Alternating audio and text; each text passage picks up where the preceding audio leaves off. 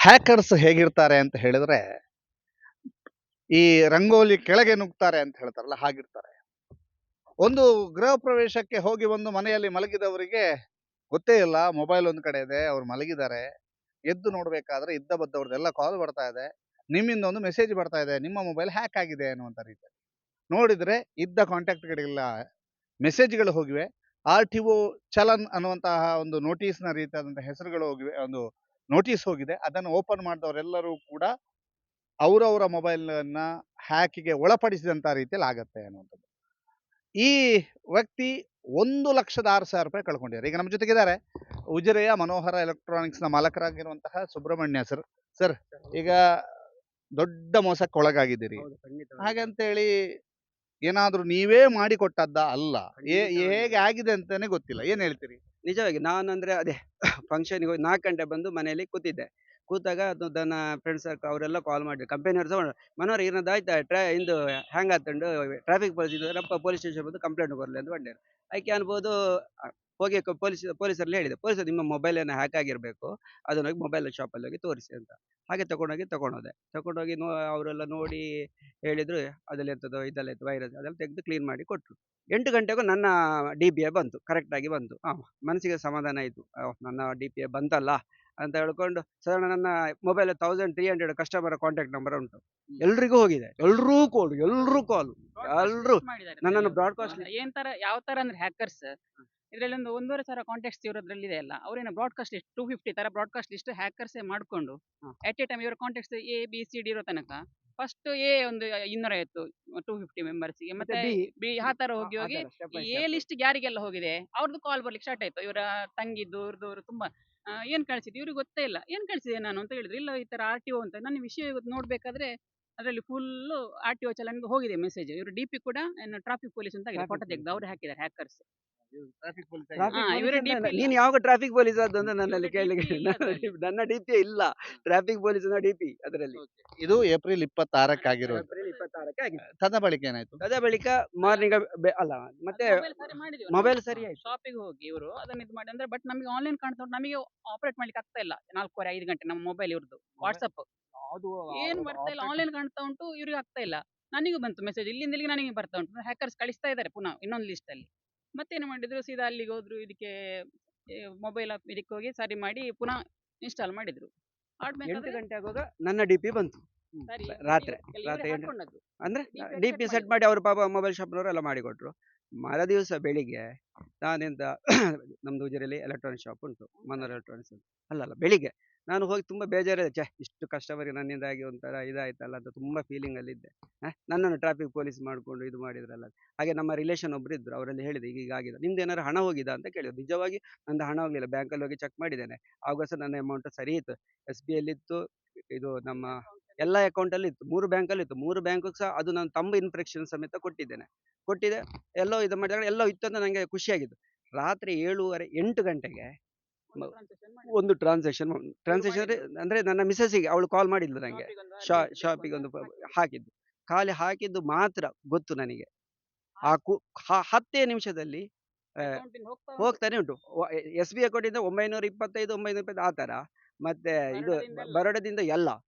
ಮತ್ತೆ ಇದರಿಂದ ಯಾವುದು ಯೂನಿಯನ್ ಬ್ಯಾಂಕಿಂದ ಅದೊಂದು ಹೋಗಿದೆ. ಕರೆಂಟ್ ಅಕೌಂಟ್, ಸೇವಿಂಗ್ ಅಕೌಂಟ್ 3 ಅಕೌಂಟಿಂದಲೂ ಸಾಧಾರಣ 1,06,000.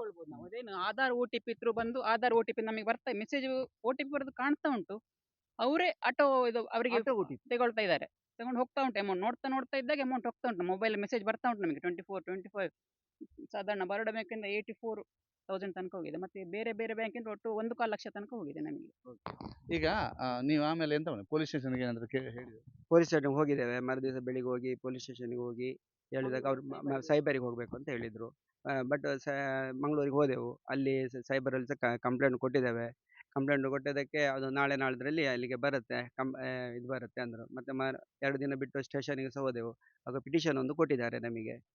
ಟ್ರೇಸಿಂಗ್ ಅಲ್ಲಿ ಇದೆ ಅಂತ ಹೇಳ್ತಾ ಇದ್ದಾರೆ. ಟ್ರೇಸ್ ಮಾಡ್ತಾ ಇದ್ದಾರೆ ಅಂತ ಹೇಳ್ತಾ ಇದ್ದಾರೆ. ಪೊಲೀಸ್ನವರು ಸಹ ಫಾಲೋ ಮಾಡ್ತಾ ಇದ್ದಾರೆ. ಅವರು ಸಹ ಮೊನ್ನೆ ಕಾಲ್ ಮಾಡಿದ್ರು. ಬ್ಯಾಂಕಿಗೆಲ್ಲ ಹೋಗಿ ಕೊಟ್ಟಿದ್ದೇನೆ ಅಂತೆಲ್ಲ ಹೇಳ್ತಾ ಇದ್ದಾರೆ. ಬಟ್ ನಮಗೆ ಈವರೆಗೆ ಯಾವುದೇ ₹1 ಸಹ ಯಾವುದೇ ಇದಾಗಲಿಲ್ಲ. ಓಕೆ. ಅದಾದ ನಂತರ ಈಗ ಆಪ್ ಅನ್ನೆಲ್ಲ ಡಿಲೀಟ್ ಮಾಡಿದಿರಿ. ಆಪ್ ಅನ್ನ ಡಿಲೀಟ್ ಮಾಡಿದ್ದಾನೆ. ಇವ್ರು ಇನ್ಸ್ಟಾಲ್ ಮಾಡ್ಲೇ ಇಲ್ಲ ನಾ ಹೇಗೆ APK ಬಂದದ್ದು ಅಂತ ಬಂದದಂತೆ ಗೊತ್ತಿಲ್ಲ, ಸತ್ಯ ಹೇಳಿದ್ದೇನೆ. ನನಗೆ ಅದೇ ನಾನು ಹೇಳಿದೆ, ಗೊತ್ತಿಲ್ಲ. 4 ಒಂದು ಗಂಟೆಗೆ ಸಂಡೆ ಒಂದು ಫಂಕ್ಷನ್ ಮುಗಿದು ಬಂದು ಸುಮ್ಮನೆ ಮನೆಯಲ್ಲಿ ಕೂತ್ಕೊಂಡಿರುವಾಗ ಈ ರೀತಿ ಬಂದಂತಹ ವಿಷಯ. ಅಲ್ಲ ಈಗ ಓಕೆ, ಇಷ್ಟು ಮೋಸ ಆಗಿದೆ ಅಂತ ಆದ ನಂತರ ಈಗೆಲ್ಲ ಮೊಬೈಲ್ ಕ್ಲಿಯರ್ ಆಗಿದೆ. ಈಗೆಲ್ಲ ಕ್ಲಿಯರ್ ಆಗಿದೆ, ಈಗ ಯಾವುದೇ ಸಮಸ್ಯೆ ಇಲ್ಲ. ಆದ್ರೆ ಆದ್ರೆ ಸತ್ಯ ಹೇಳ್ತೇವೆ, ಅಕೌಂಟ್ ಅಲ್ಲಿ ನಾನು ಅದಕ್ಕೆ ಮತ್ತೆ ನನಗೆ ಯಾರು ಕ್ರೈಮ್ ಬ್ರಾಂಚಿನವರೇ ಒಂದು ಆ್ಯಪ್ ಕೊಟ್ರು. ಯಾವ್ದಂದ್ರೆ ಎಂತ, ಈ ಸ್ಕ್ಯಾನ್ ಬೂಟ್ ರಿಮೂವಲ್ ಆ್ಯಪ್. ನಾನು ನನ್ನ ಕಸ್ಟಮರ್ ಎಷ್ಟು ಜನ ಇದ್ದಾರೆ ಎಲ್ಲರಿಗೂ ಆ ಆ್ಯಪ್ ಕೊಟ್ಟಿದ್ದೇನೆ. ಯಾಕಂದ್ರೆ ನನ್ನ ಹಾಗೆ ಇನ್ನೊಬ್ಬರಿಗೆ ಆಗ್ಬಾರ್ದು. ಇಲ್ಲಿ ಧರ್ಮಸ್ಥಳ ಸಹ ಬಂದು, ದೇವಸ್ಥಾನದಲ್ಲಿ ಸಹ ಬಂದು ಎಲ್ಲರಲ್ಲೂ ಸಹ ಹೇಳಿದ್ದೇನೆ, ಈ ತರ ನನಗೆ ಈ ತರ ಆಗಿದೆ, ನಿಮಗೆ ಸಹ ಹಾಗೆ ಆಗ್ಬಾರ್ದು, ನನ್ನಾಗೆ ಆಗ್ಬಾರ್ದು ಅಂತ ಹೇಳ್ಕೊಂಡು ಅವರಿಗೆ ಆ ಕ್ಯಾನ್ ಕೊಟ್ಟು, ಕೆಲವರದಲ್ಲಿ ನನ್ನ ಫೈಲ್ಗಳು ಅದರಲ್ಲಿ ಇತ್ತು, ಅದನ್ನು ಡೆಲೀಟ್ ಮಾಡಿ ಕೊಟ್ಟು ಬಂದಿದ್ದೇನೆ. ನನ್ನಿಂದ ಆದಷ್ಟು ಹೆಚ್ಚಿನವರು ಉಜಿರೆ, ಧರ್ಮಸ್ಥಳದಲ್ಲಿ, ಕನ್ಯಾಡಿ ಎಲ್ಲ ಕಡೆ, ಅಂದ್ರೆ ತುಂಬಾ ಜನ ಇದ್ರಲ್ಲ ಕಸ್ಟಮರ್, ಅವರಿಗೆ ನನ್ನಾಗೆ ಆಗ್ಬಾರ್ದು ಹೇಳೋ ಫೀಲಿಂಗ್ ನನ್ನಲ್ಲಿ ಇತ್ತು ಅಷ್ಟೇ. ಹ್ಯಾಕರ್ಸ್ ಕಳಿಸಿದ್ದು ಆಕ್ಚುಲಿ ಇವ್ರು ಕಳಿಸಿದ್ದಲ್ಲ. ಕೆಲವರೇನು ಗೊತ್ತಿಲ್ಲದವರು ಒಬ್ಬಟ್ರೆ ಇವರೇ ಕಳಿಸಿದ್ದಾರೆ ಅಂತ ಅನ್ಕೊಂಡಿದ್ದಾರೆ. ಬಟ್ ಹ್ಯಾಕರ್ಸ್ ಕೈಯಲ್ಲಿ ಮೊಬೈಲ್ ಇತ್ತು. ಅಲ್ಲ, ಒಂದು ಸುಬ್ರಹ್ಮಣ್ಯರು ಬಹಳ ಸಾಫ್ಟ್, ಅದರಿಂದ ಯಾವ್ದೋ ಒಂದು RTO ಕೇಸಲ್ಲಿ ಸಿಕ್ಕಾಕೊಂಡಿದ್ದಾರೆ. ಪಾಪ ಏನಾದ್ರು ಹೆಲ್ಪ್ ಮಾಡೋಣ ಅಂತ ಓಪನ್ ಮಾಡಿದವರು ಇದ್ದಾರೆ. ಇದ್ದಾರೆ, ತುಂಬಾ ಜನ ಇದ್ದಾರೆ. ನನ್ನ ಒಬ್ಬ ಯಾರೊಬ್ಬ ಮೂಡಬಿದ್ರೆ ಒಬ್ಬ ಓಪನ್ ಮಾಡಿದ್ದಾನೆ, ಅವನು ಮಾಡಿ ಸಾಧಾರಣ ಎಷ್ಟು 8,000 ಕಳ್ಕೊಂಡಿದ್ದಾನೆ ನಾವು, ಕ್ರೆಡಿಟ್ ಕಾರ್ಡ್ ಇಂದ. ಅದು ಇವನ್ ಕ್ರೆಡಿಟ್ ಕಾರ್ಡ್ ಇಂದ. ಗೊತ್ತಾಯ್ತಾ? ಈಗ ಉಜಿರೆಯ ವರ್ತಕರ ಸಂಘದ ಮಾಜಿ ಅಧ್ಯಕ್ಷರು ಕೂಡ ಒಂದು 5,000 5,000, ಕಳ್ಕೊಂಡು. ಹೌದು. ಇವರು ಅರವಿಂದ ಕಾರಂತರು, ಅವರು ಪಾಪ 5,000 ಕಳ್ಕೊಂಡಿದ್ದಾರೆ. ಮತ್ತೆ ಮನೋಹರ್ ಅಂತ ಇನ್ನೊಬ್ರು ಇದ್ದಾರೆ, ಅವರದ್ದು ಎಷ್ಟಪ್ಪ 8,000 ಅವರು ಕಳ್ಕೊಂಡಿದ್ದಾರೆ. ಅವ್ರ ಪಾಪ ನಂದು ಇದು ಅಂತ ನೋಡ್ಕೊಂಡು ಇದು ಮಾಡಿ. ಆದ್ರೆ ಬಟ್ ನಾನು ಹೇಳಿದ್ದೇನೆ, ಅವರಲ್ಲೆಲ್ಲ ಹೇಳಿದ್ದೇನೆ, ಯಾರು ಈ ಕಾರಂತರಿಗೂ ಸಹ ಹೇಳಿದ್ದಾರೆ, APK ಫೈಲ್ ಹಾಕಿ, ಇದ್ರಲ್ಲಿ ಯಾವುದೇ ಇದು ಬಂದ್ರು ಸಹ ವೈರಸ್ ಅನ್ನು ಅದು ನಂಗೆ ಕ್ರೈಮ್ ಬ್ರಾಂಚ್ ಇದ್ರೆ ಈ ಸ್ಕ್ಯಾನ್ ಬೂಟ್ ರಿಮೂವ್ ಅಲ್ಲಿ ಡಿಲೀಟ್ ಆಗ್ತದೆ ಅಂತ, APK ಡಿಲೀಟ್ ಮಾಡಿ ಅಂತ ಎಲ್ಲರೂ ಹೇಳಿದ್ದಾರೆ ಆಲ್ಮೋಸ್ಟ್ ಎಲ್ಲರಿಗೂ. ಆದ್ರೂ ಯಾವ ತರ ಪುನಃ ಮತ್ತೆ ಈಗ ಒಂದು 1 ವೀಕ್ ಆಯ್ತು, ಪುನಃ ಇವ್ರದ್ದು ಏನಾಯ್ತು, ವಾಟ್ಸಪ್ ಪುನಃ ಹ್ಯಾಕ್ ಮಾಡಿದ್ರು. ಹೌದು. ಇನ್ನೊಮ್ಮೆ ಪುನಃ ಏನಾಯ್ತು, ವೆರಿಫಿಕೇಶನ್ ಕೋಡ್ ಅಂತ ಮೆಸೇಜ್ ಬರ್ಲಿಕ್ಕೆ ಸ್ಟಾರ್ಟ್, ನೋಡಿ ವಾಟ್ಸಪ್ ಓಪನ್ ಆಗಲ್ಲ ಇವ್ರದ್ದು. ಪುನಃ ಹ್ಯಾಕ್ ಮಾಡಿದ್ರು ಅವರು.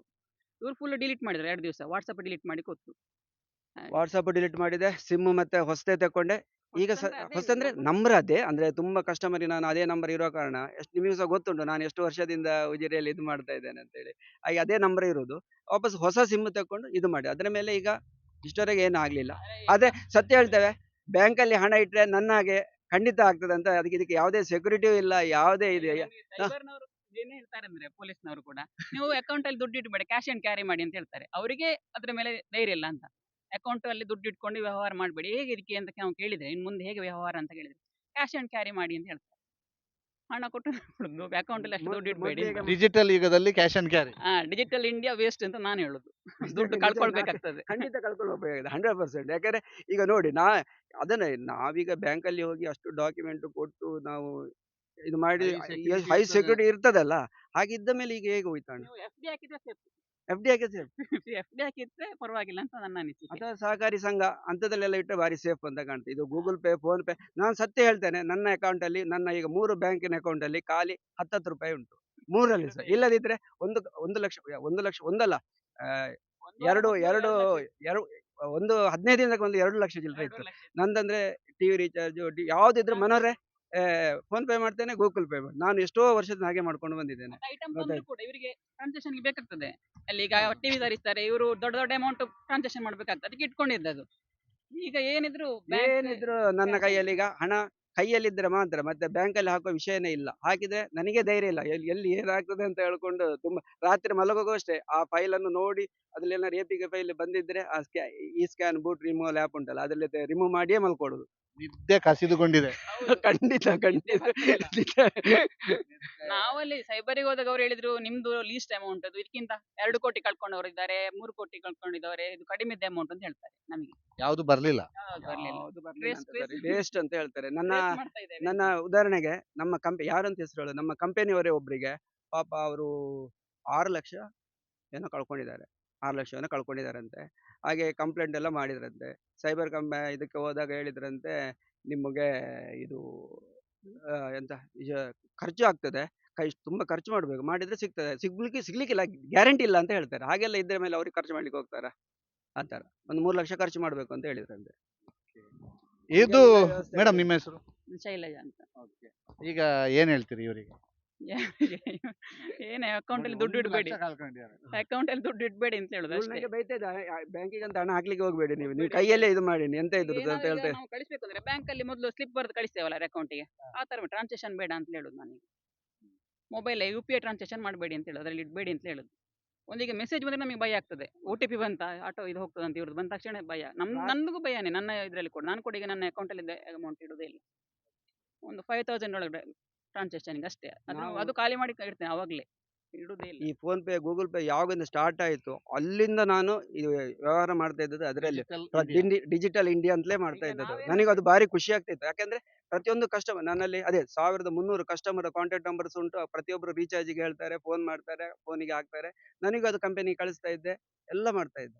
ಈಗಂತೂ ಎಷ್ಟು ಜನ ನಂಗೆ ಅಷ್ಟು ಭಂಗ ಬಟ್ ಆದ್ರೆ ಕೈಯಲ್ಲೇ ಕೊಡಿ ಅಂತ ಹೇಳುದು, ಫೋನ್ ಪೇ ಮಾಡಬೇಡಿ, ಈ ರೀತಿ ನನಗೆ ಸಮಸ್ಯೆ ಆಗಿದೆ. ಬ್ಯಾಂಕಲ್ಲಿ ಇಟ್ಟರೆ ನನ್ನ ಹಾಗೆ ನೀವು ಆಗ್ತೀರಿ, ನೋಡ್ಕೊಳ್ಳಿ, ಜಾಗ್ರತೆ ಮಾಡಿಕೊಳ್ಳಿ, ಅದಕ್ಕೆ ಈ ಸ್ಕ್ಯಾನ್ ಬೂಟ್ ರಿಮೂವಲ್ ಹಾಕೊಳ್ಳಿ ಅಂತ. ಅದ್ರಲ್ಲೂ ಎಷ್ಟು ಧೈರ್ಯ ಸೇಫ್ ಅಂತ ನನಗೆ ಗೊತ್ತು. ಈಗ ಬ್ಯಾಂಕ್ ಅಲ್ಲಿ ಹಣ ಇಡ್ಲಿಕ್ಕೆ ಆಗುದಿಲ್ಲ ಅಂತ ನೀವ್ ಹೇಳ್ತೀರಿ, ಏನ್ ಮಾಡ್ಬೋದು? ನಾವು ಹೇಳುದು ಬ್ಯಾಂಕಿನವರು ನಮಗೆ ಇನ್ಶೂರೆನ್ಸ್ ಕೊಡಬೇಕು ಅಂತ. ಈಗ ನಾವು ಅಕೌಂಟ್ ಕಳ್ಕೊಂಡು ನಾವೀಗ ಅಮೌಂಟ್, ಈಗ ನಾವು ಗಾಡಿ ಏನಾದ್ರೆ ಇನ್ಶೂರೆನ್ಸ್ ಕೊಡ್ತಾರೆ, ನಾವ್ ಹೇಳ್ತೀವಿ ಈಗ ಅಕೌಂಟ್ ಅಷ್ಟು ದುಡ್ಡು ಇಟ್ಟಿರ್ತೇವಲ್ಲ, ಒಂದು ಕಾಲಾಂಶ ಆದ್ರೆ ನಮಗೆ ಬ್ಯಾಂಕಿನವ್ರು ಕೊಡ್ಬೇಕು, ಆ ತರ ಸಿಸ್ಟಮ್ ಬ್ಯಾಂಕ್ ಗೌರ್ಮೆಂಟ್ ಮಾಡ್ಬೇಕು ಅಂತ. ಹಣ ಕಳ್ಕೊಂಡವ್ರು ಇನ್ಸೂರೆನ್ಸ್ ಟೈಪ್ ಅಕೌಂಟಿಗೆ ಇನ್ಶೂರೆನ್ಸ್ ಕೊಡ್ಬೇಕು, ಅವರು ಇಷ್ಟು ಅಮೌಂಟ್ ನಮಗೆ ಕೊಡ್ಬೇಕು ಅಂತ. ಇಲ್ಲ, ನಾವು ಇಷ್ಟೆಲ್ಲ ಸೆಕ್ಯೂರಿಟಿ ಕೊಟ್ಟುಕೊಂಡು ನಮ್ಮ ಹಣಗಳು ಹೀಗೆ ಹೋಗ್ತದಂದ್ರೆ ನಮ್ದದ್ದು ಎಷ್ಟೋ ಕಣ್ಣ ಮುಂದೆ ಕೇಳ್ತಾ ಇದ್ದೆ ನಾನು. ನನ್ನ ಇದಾದ ಮೇಲೆ ಎಷ್ಟು ಕಸ್ಟಮರ್ ನಂದು ಹ್ಯಾಕ್ ಆಗಿದೆ ಅಂತ ಎಷ್ಟೆಷ್ಟೋ ಜನಗಳು ಹೇಳ್ತಾ ಇದ್ದಾರೆ. ಈ ರೀತಿ ಆಗ್ತಾರೆ. ಮೊಬೈಲ್ ಅಲ್ಲಿ ಸಹ ವಾಟ್ಸ್ಆಪ್ ಅಲ್ಲಿ ಸಹ ತುಂಬಾ ನೋಡ್ತಾ ಇದ್ದೇವೆ. ಫುಲ್ ಕೊಡ್ಬೇಕು ಅಂತ ನಾವು ಹೇಳುದಿಲ್ಲ, ಒಂದು ಸ್ವಲ್ಪ ಆದ್ರೂ ಕೊಡ್ಬೇಕಲ್ಲ ಬ್ಯಾಂಕಿನವ್ರ ಅದ್ರ ಮೇಲೆ. ಈಗ ನೀವು ಇಷ್ಟು ಅಮೌಂಟ್ ಕೊಟ್ರೆ ಏನಾದ್ರು ಪ್ರಾಬ್ಲಮ್ ಆದ್ರೆ ಕೊಡ್ತೇವೆ ಅಂತ ಒಂದು ಹೇಳ್ಬೇಕು ನಮಗೆ ಅಂತ ನಮ್ದು ಒಂದು ಅನಿಸಿಕೆ. ಇದು ಸುಬ್ರಹ್ಮಣ್ಯ ಮತ್ತು ಅವರ ಮಡದಿಯ ಮಾತು. ಬಹಳ ಆ, ಕಷ್ಟ ಹೀಗಾದ್ರೆ. ಒಂದು APK ಫೈಲ್ ಬರೋದಂತೆ, ಅದು ಬಂದು ಹೀಗೆಲ್ಲ ಹ್ಯಾಕ್ ಆಗೋದಂತೆ, ಹ್ಯಾಕ್ ಆಗಿ ಸಂಪೂರ್ಣವಾಗಿ ಹಣ ಕಳ್ಕೊಳ್ಳೋದು ಅಂತ. ಅದಕ್ಕೆ ಬ್ಯಾಂಕಿನವರು, ಈಗ ನಾವು ಬ್ಯಾಂಕಿಗೆ ಹೋಗಿ ಹಣ ಇಟ್ಟಾಗ ಬ್ಯಾಂಕಿನವ್ರು ಹೇಳ್ತಾರೆ ತುಂಬಾ ಸೇಫ್, ನಮ್ಮಲ್ಲಿ ಲಾಕರ್ಸ್ ಇದೆ, ಅದಿದೆ, ಇದಿದೆ, ನಾವು ಅಷ್ಟು ಸೆಕ್ಯೂರಿಟಿ ಹೊಂದಿದ್ದೇವೆ ಅಂತ ಹೇಳ್ತಾರೆ. ಅವರು ಅಷ್ಟು ಹೇಳಿದ್ರು ಕೂಡ ಎಲ್ಲಾ ಪ್ರತಿಷ್ಠಿತ ಬ್ಯಾಂಕ್ಗಳಲ್ಲಿ ಇಟ್ಟಂತ ಹಣಗಳೇ ಹೋಗಿರುವಂತದ್ದು. ಆದ್ರಿಂದ ಆ ಬ್ಯಾಂಕಿನಲ್ಲಿ ನಾವು ಅಕೌಂಟ್ ಮಾಡುವಾಗಲೇ ಒಂದು ಅವರು ಇನ್ಸೂರೆನ್ಸ್ ಮಾಡಬೇಕು ಅಂತ, ಇನ್ಸೂರೆನ್ಸ್ ಮಾಡಬೇಕು. ಆ ನಂತರ ನಾವು ಬ್ಯಾಂಕಿನಲ್ಲಿ ಅಕೌಂಟ್ ಹಣ ಇಡುವಂತಾಗಬೇಕು. ಒಂದು ವೇಳೆ ನಮ್ಮ ಹಣ ಹೋದ್ರೆ ಬ್ಯಾಂಕಿನವರು ಕೊಡಬೇಕು ಅನ್ನುವಂತ ನಿಟ್ಟಿನಲ್ಲಿ ಯೋಚನೆ ಮಾಡು. ಫುಲ್ ಬೇಡ ಅಂತ ಹೇಳ್ತಾರೆ, ನಮಗೆಲ್ಲ ಫುಲ್ಲೇ ಬೇಕು, ಎಂದು ಇನ್ಸೂರೆನ್ಸ್ ಮಾಡಬೇಕು ಅಂತ. ಇಲ್ಲಿ ಇವರಿಂದ ಮೋಸ ಹೋದಂತವ್ರು ಇನ್ನೊಬ್ರು ಇದ್ದಾರೆ, ಅರವಿಂದ್ ಕಾರಂತ, ಅವರನ್ನ ಕೇಳೋಣ ಏನಾಗಿದೆ. ಧರ್ಮಸ್ಥಳದ ಸುಬ್ರಹ್ಮಣ್ಯರಾವ್ ಉಜಿರೆಯಲ್ಲಿ ಮನೋಹರ ಎಲೆಕ್ಟ್ರಾನಿಕ್ಸ್ ನ ವ್ಯಾಪಾರಸ್ಥರು ಮಾತಾಡಿದ್ರು. ಅವರು ಮೆಸೇಜ್ ಕಳಿಸಿದ್ರಲ್ಲಿ ಒಬ್ರು ಉಜಿರೆಯ ವರ್ತಕರ ಸಂಘದ ಮಾಜಿ ಅಧ್ಯಕ್ಷರಾಗಿರ್ತಕ್ಕಂತಹ ಅರವಿಂದ ಕಾರಂತ್ ಅವರಿಗೆ. ಅರವಿಂದ ಕಾರಂತ್ ಅವರು ಕೂಡ ಹಣ ಕಳ್ಕೊಂಡಿದ್ದಾರೆ. ಏನಾಯ್ತು? ನನಗೆ ಮೆಸೇಜ್ ಬಂತು.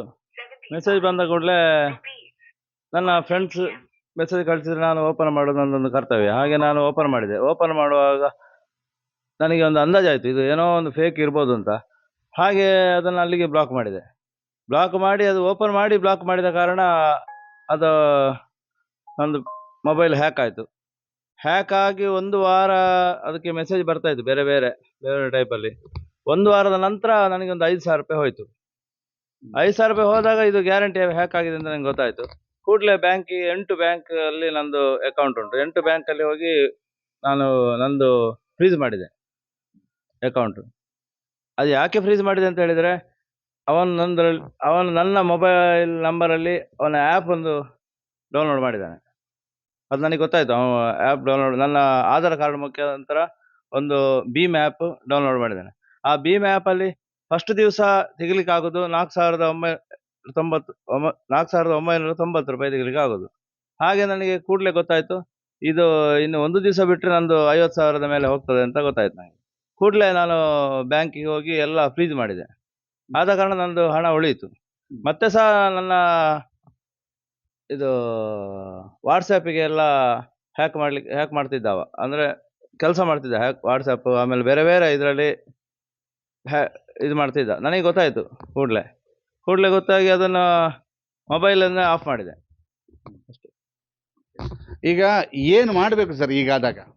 ಈಗ ಆದಾಗ ಕೂಡಲೇ ನಮ್ಮ ಮೊಬೈಲ್ ಮೆಸೇಜ್ ಬರ್ತದೆ. ಕೂಡಲೇ ನನಗೆ ಗೊತ್ತಾದ ಹಾಗೆ ನನ್ನ ಮೊಬೈಲಿಗೆ 15 ಮೆಸೇಜ್ ಬಂತು. ಮೆಸೇಜ್ ಬಂದ ಕೂಡಲೇ ಇದು ಏನೋ ಪ್ರಾಬ್ಲಮ್ ಉಂಟಂತ ನಂಗೆ ಗೊತ್ತಾಯಿತು. ಮೆಸೇಜ್ ಒಂದಕ್ಕಿಂತ ಜಾಸ್ತಿ ಮೆಸೇಜ್ ಬರೋದಿಲ್ಲ ಯಾವುದು ಮೆಸೇಜಸಲ್ಲಿ. ವಾಟ್ಸಪ್ ಮೆಸೇಜ್ ಅಲ್ಲ, ಖಾಲಿ ಮೆಸೇಜಸ್ ಅಲ್ಲಿ ಒಂದಕ್ಕಿಂತ ಜಾಸ್ತಿ ಮೆಸೇಜ್ ಬಂದ ಕೂಡಲೇ ಅದು ಏನೋ ಪ್ರಾಬ್ಲಮ್ ಉಂಟು ಅಂತಲೇ ಗೊತ್ತಾಗ್ತದೆ. ಅದು ಒಂದೇ ಸಲ 15 ಮೆಸೇಜ್ ಎಲ್ಲ ಬರೋದು. ನೀವು ಆಕ್ಚುಲಿ ಸುಬ್ರಹ್ಮಣ್ಯರು ಏನ್ ಕಳಿಸಿದ್ರು, ನಿಮಗೆ ಏನು ಓಪನ್ ಮಾಡಿದ್ರಿ? ಅದು ಯಾವುದೋ ಒಂದು ಅವನಿಗೆ ಕೇಸ್ ಆಗಿದೆ, ಯಾವುದು RTO ದಲ್ಲಿ ಕೇಸ್ ಆಗಿದೆ ಅಂತೇಳಿ ಒಂದು ಲಿಂಕ್ ಕಳಿಸಿದ್ದವ. ಹಾಗೆ ಇವನಿಗೆ ಎಂತ ಕೇಸ್ ಆಗಿದಪ್ಪ ಅಂತೇಳಿ ನೋಡುವ ಅಂತೇಳಿ ಅವನಿಗೊಂದು ಕೇಸ್ ಯಾವ್ದಾಗಿ ನನಗೆ ಅಂದ್ರೆ RTO ಅವರು ತುಂಬಾ ಪರಿಚಯ, ಪೊಲೀಸ್ನವರೆಲ್ಲ ತುಂಬಾ ಪರಿಚಯ. ಹಾಗೆ ಏನಾಗಿದೆ ಇವನಿಗೆ ಏನು ಹೆಲ್ಪ್ ಮಾಡುವ ಅಂತೇಳಿ ನೋಡುವಾಗ ಅದು ಫೇಕ್ ಮೆಸೇಜ್ ಅಂತ ನನಗೆ ಕೂಡಲೇ ಗೊತ್ತಾಯ್ತು. ಅದಕ್ಕೆ ನಾನು ಬೇರೆಲ್ಲ ಕೇಳಿದ್ರು, ಅದರಲ್ಲಿ OTP GTP ಎಲ್ಲ ಕಳಿಸ್ಲಿಕ್ಕೆ ಹೇಳಿದ್ರು, ನಾನು ಕಳಿಸ್ಲಿಲ್ಲ, ಯಾವುದು ಕಳಿಸ್ಲಿಲ್ಲ.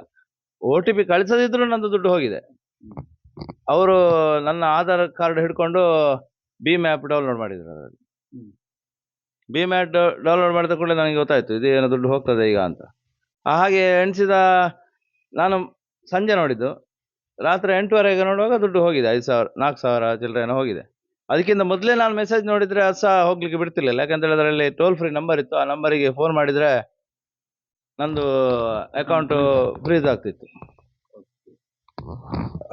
ಹೀಗೆ ಮೆಸೇಜ್ಗಳು ಬಂದಾಗ ತುಂಬಾ ಎಚ್ಚರಿಕೆಯಿಂದ ಇರ್ಬೇಕು. ಹೌದು, ತುಂಬಾ ಎಚ್ಚರಿಕೆಯಿಂದ ಇರ್ಬೇಕು. ಯಾಕಂದ್ರೆ ಅನ್ನೋನ್ ನಂಬರ್ ಬರ್ತದೆ, ಆ ಅನ್ನೋನ್ ನಂಬರಲ್ಲಿ ನಿಮ್ಮ ಮೊಬೈಲ್ನಲ್ಲಿ ಕೆಲಸ ಮಾಡ್ತಿದ್ದಾರೆ.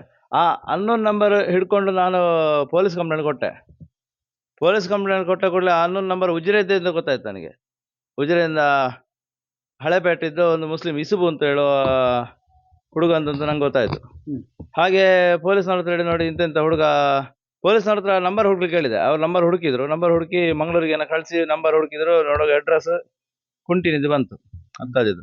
ಹಾಗೆ ಅವನನ್ನು ಇಲ್ಲಿ ಕರೆದು ಕೇಳುವಾಗ ಅವನ ಅಲ್ಲ ಅಂತ ಗೊತ್ತಾಯ್ತು. ಅವನ ನಂಬರಿಂದ ಬೇರೆಯವರು ವರ್ಕ್ ಮಾಡ್ತಿದ್ದಾರೆ ಅಂತ ಗೊತ್ತಾಯ್ತು.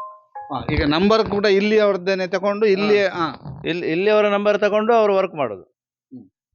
ಆ ನಂಬರ್ ನಮಗೆ ಇದರಲ್ಲಿ ಮೆಸೇಜ್ ಅಲ್ಲಿ ಬರ್ತದೆ, ಅದೇ ನಂಬರ್ ಅಂತ.